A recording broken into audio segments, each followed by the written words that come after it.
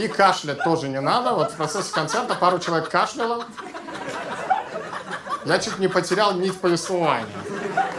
А еще люди рядом сидят, им вообще противно и мерзко от вашего кашля. Если вы кашляете, оставайтесь дома, вообще там, вызывайте скорую, не знаю, сдохните, не нужно...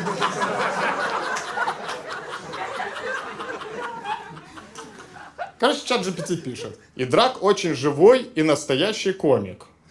Это который предпочитает выступать без идеально заготовленных речей. Это делает его стендап по-настоящему уникальным и искренним опытом, будто бы он в каждый момент полностью присутствует вместе со зрителем, а не просто отыгрывает текст.